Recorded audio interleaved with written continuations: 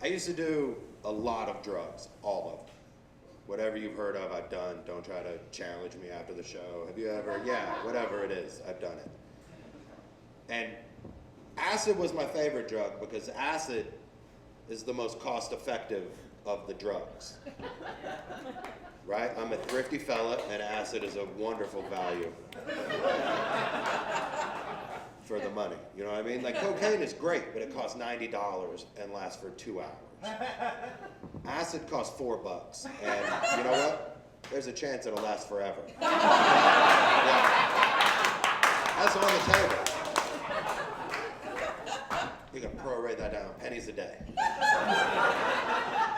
Right? And it's got a built-in governor on it, right? Like, you finish $90 worth of cocaine, so the next 500 thoughts you have are, we gotta get some more fucking cocaine.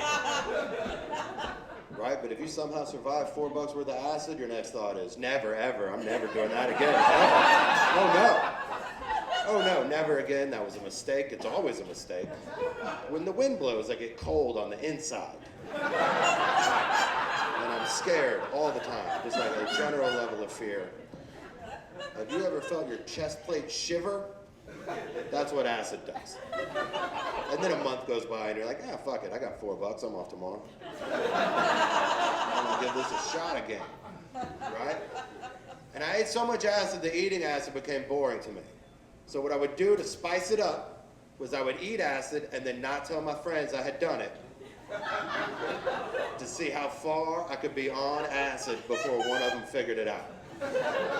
It was like a game I invented where I played chicken with myself. Rules I wrote and no one ever knew I played it. But I'm not a cheater. I never won. I always lost. I'd make it about 15 minutes into the trip before I got my face pressed against a window or something, and people were like, what, drugs? I'm like, oh, shit. But it's so hot in here and the glass is cold.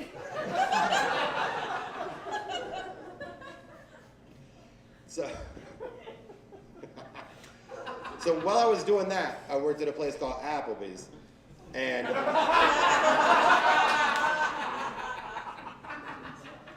it's not a great review for Applebee's, but that always gets a laugh. That's like a 1-star review. Just saying the name, everyone's like, ha ha ha ha, that place is real. I can't believe it. Well, I worked there, and I got fired one afternoon because I called the general manager a fucking asshole. And he got super mad and fired me, which really surprised me because I thought he knew. I didn't think he'd get mad at that. I figured that was his style. But he fired me, and I was like, all right, table for one. Right? I'm a little hungry, but I thought I had to work. Turns out I got the night off. And I would like a seat in the bar area, please. I'm a customer now. The customer is always right. And I am right about you being a fucking asshole. So my friend Curtis calls me up and goes, hey man, I heard you got fired. Do you want to go to a party? And I was like, yes, I do. I have $90 and a 3-day weekend. It was a Thursday. I got fired. You don't fill out apps on a Friday. You enjoy your time off. So I'm from Cincinnati, and the party was in Athens, Ohio, and there's only 2 things in Athens, Ohio. Ohio University and 40 bars. That's it. There's nothing else in that town. And it's like 3 hours away, and I'm like, oh yeah, I'm gonna go to this party. I only know Curtis. I'm gonna eat acid, not tell Curtis. And hang out with strangers, and there's a chance I might finally win this game I invented. That no one knows I play, right? Like, you're not gonna call a stranger out on acid. You just be like, that guy's weird. So we drive to this party. About 30 minutes out, I eat the acid. I want it to kick in right when we get there. And I can feel it grab a hold of the back of my brain. I'm very excited. We get out of the car. I hear music in the distance. We're about to go to this party. Now, as we're walking to the party, there are 2 things about this party that I was not aware of that I'm gonna let you in on. The first is it was Halloween. Okay? No, I know. Right? That one's my fault. I get it.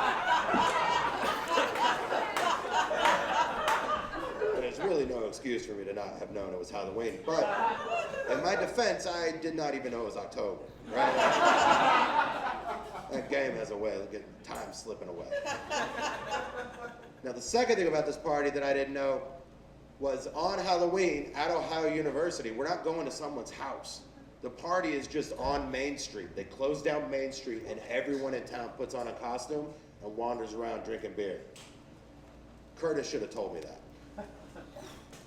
I'm a known secret drug abuser.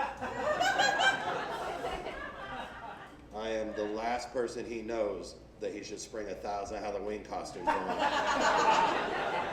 out of nowhere, right? Like, even if I'm not on drugs tonight, I've done enough of them that I'm edgy.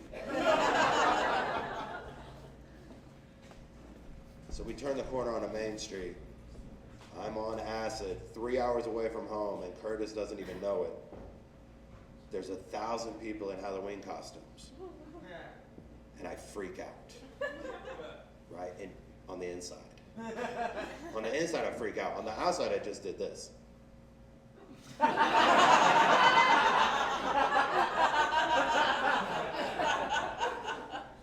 But that voice in my head that tells me what to do, that we all got, that voice became like 3 or 4 voices. Like, it just split up into groups. Like, the main voice was like, what the fuck is this? Right? And then I got surprised by another voice piping up. But I have no idea. I'm just trying to keep him from crying. Right? Third voice, the smart one, that voice pops up and goes, hey, you should just let him cry. If he cries, someone will help us. Right? But then the boss showed up and was like, no, we're playing that game. Don't cry, that's a red flag. Lock it in.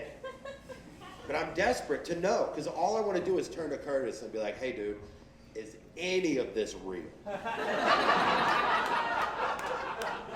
Right? Because I need the answer. I need the answer, because as soon as we turn the corner, a dozen Oompa Loompas walk right in front of us. A dozen. And I don't know if you've done acid before, but a dozen is too many, right? 3 or 4? 3 or 4? Who hasn't seen 3 or 4? That's fine, but a dozen? Holy shit. And I need that answer, because if these aren't real, I have to go to the hospital. That's what's next for me, is the hospital. But if those are real, that means there's a chocolate factory nearby. And we cruise into town at shift change. Yeah, let's follow these Oompa Loompas. We shit can this party. Let's go there. Right? But he never answers me because I never ask him. And before I have a chance to really break down, I have my moment where I find out what kind of man I am. We all hope. We all like to think. You know, if I was in a bar or something, I saw a guy hit a lady, I'd be like, hey, don't fucking do that. But then when it happens in real life, you're like, that shit was way faster than I thought it would be. Like, they're already gone. But I had my moment. On the other side of the street, walking towards us, were 4 guys dressed like stormtroopers. Full body stormtroopers, 4 real stormtroopers. In front of them was Boba Fett. And in the middle, in handcuffs, was Chewbacca. Yeah, not on my watch. No way. What am I, some kind of dickhead? I'm just gonna let that happen right in front of me? What the fuck? That's what you think of me? I'm gonna let you walk Chewbacca right by? I'm not gonna do nothing? What the fuck? So I turned to Curtis, I go, dude, they got Chewbacca. We gotta fucking save Chewbacca. Right? And Curtis goes, take it easy, it's Halloween. Okay, hindsight, that's a good point. Right? I can admit it, looking back, he had a point. At the time, I thought he just didn't want to fight stormtroopers and was trying to change the subject. So I was like, I don't need you. I'll do this myself. He was like, do what? Like, he never had any idea what I was doing. And I just charged across the street, and I tackled one of the stormtroopers, and I took his fake gun away from him, and I banged him in the fucking helmet with his fake gun. Then I started trying to shoot the other stormtroopers. Right? But nothing happened, right? Because it wasn't a real gun. I didn't know that, so I thought that like the power setting or whatever, like I'm trying to turn the power up on the blaster, while also reminding myself, don't kill all these dudes. I need one of them alive. Right? Because I don't know how much you know about Chewbacca, but he does not go anywhere by himself. And if they got Chewbacca, that means they got Han Solo somewhere. And I need one of these dudes alive so I can find out where. And then I'm going to save Han Solo too. And then Han Solo's going to be like, you're fucking rad. You should come with us. And I'll be like, fuck yeah, I will go with you, right? I'm currently, I'm in between jobs. At the moment, I don't have anything going on down here I need to take care of, so Space Pirate, that sounds pretty rad. I'm yelling at Chewbacca, get back to the Falcon, start her up, right? But he's not helping. No, he's not on my side, but he's just the tallest of all his friends. So Curtis is watching this happen for like 2 minutes. Just watching me fight these stormtroopers and yell at Chewbacca and try to kill 4 dudes with a fake gun. And then he finally, like his brain finally turns back on and he's like, hang on. I thought he was kidding, but that does not look like he was kidding. Oh. Also, he eats acid all the time and never tells me. And then eventually he put it together and was like, fuck. Ran across the street, pulled me off these dudes and started apologizing to him. I'm sorry, he's on drugs. He thinks you're real. Right? He's not wrong. Both of those things were true. But I don't want the drugs to get blamed. The drugs didn't make me think they were real. I fucking wanted it to be real. Right? Stone cold sober. Leaving church, if I saw that, I would have checked. Right? The drugs did play a part, though. The drugs were why I thought I could take 4 stormtroopers and Boba Fett without a weapon or a plan. That's where the drugs came in. The drugs were like, you're the good guy. Good guys win. I was like, yeah, we do. Let's go. And instead of being more mad at me, which they had every right to be, they started apologizing to me for what they had put me through. The guy on the ground that I fucking tackled and hit in the head took his helmet off. And he goes, I'm sorry. We're not real stormtroopers. My name is Todd. We work at American Eagle. There were 6 of us, and this is what we decided to dress as this year. And we clearly didn't think you'd be here. No, you didn't think. Did you, Todd? That's what you get for dressing up like bad guys. That's just a bad idea. They had the option. It's not like they had to be bad guys. They dressed like bad guys. And then I fucked them up. And everyone should learn from that. Dress like good guys if given the option. My favorite part about that story was I was for real fighting these dudes for like 2 minutes or more. And nobody stopped me. Right? Like there's a fucking 1,000 people on the street. And like that's how good a party that is. Every year on Halloween, like people are just walking by like, look at that, this fucking pops off every year. Party's off the chain. There's a guy dressed like Fat Kurt Cobain fighting stormtroopers.